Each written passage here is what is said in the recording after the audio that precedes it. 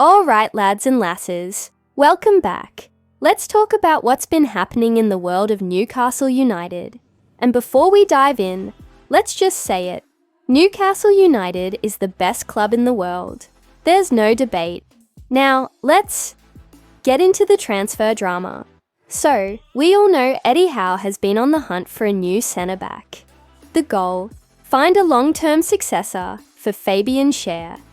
And honestly, we thought we had something brewing with Fikayo Tomori.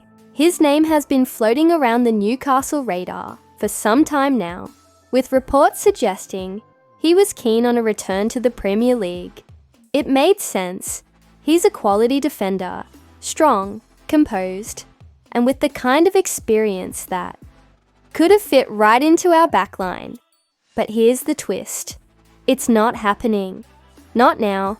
Not in this window. According to reports, Tomori has decided to stay at AC Milan. And you know what? We can't say we're too surprised. With Sergio Conceição taking over at Milan, Tomori has worked his way back into the starting lineup. Why would he want to leave now? He's playing regularly, he's settled, and Milan is a massive club in its own right. For Newcastle, it's another case of almost but not quite. We've been knocking on a lot of doors this window, trying to bring in a right-sided centre-back, but it just hasn't worked out. We went after Mark Guehi in the summer. Didn't happen. We tried for Abdulkader Kusanov. He ended up at Manchester City. Even Juma Bar was a target. And let's just say, the club wasn't too happy about missing out on him either. So, where does that leave us? Well, Eddie Howe and Paul Mitchell clearly have a vision. They're targeting young defenders, ideally under 25, players with room to grow and develop into top-class assets for the future. Tomori, at 27, doesn't quite fit that profile. Yes, he's a great player, but Newcastle are trying to build something long-term, not just plug gaps for the next couple of seasons. It's disappointing, no doubt, but let's be honest. This was never a deal that felt particularly likely. Milan didn't seem keen to sell, and Tomori's situation changed for the better. This isn't like some of the other deals we've missed out on, due to Premier League rivals swooping in.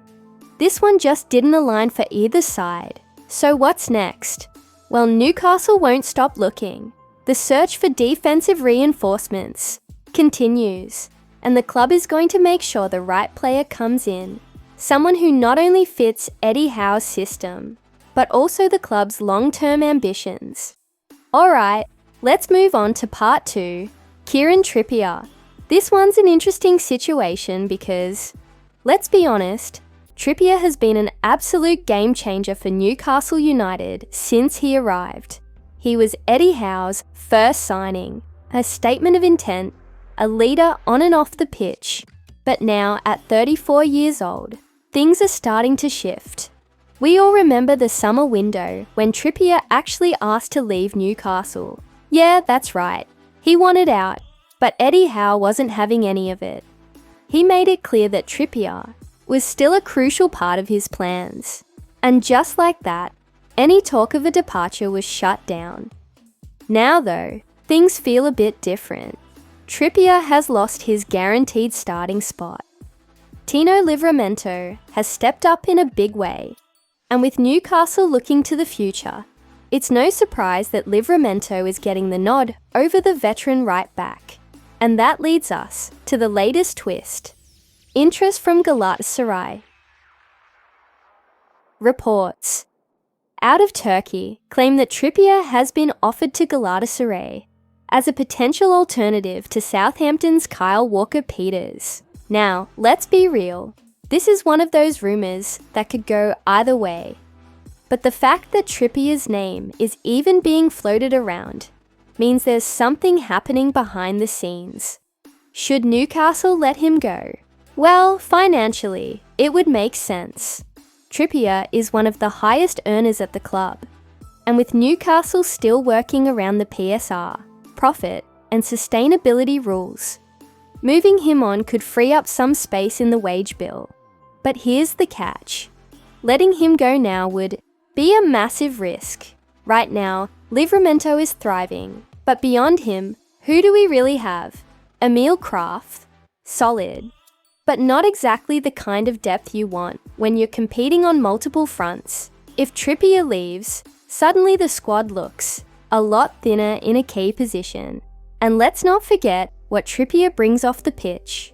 His leadership, his experience, those things matter.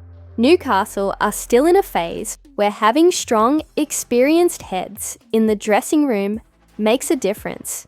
We saw it last season when we made that push for the Champions League spots.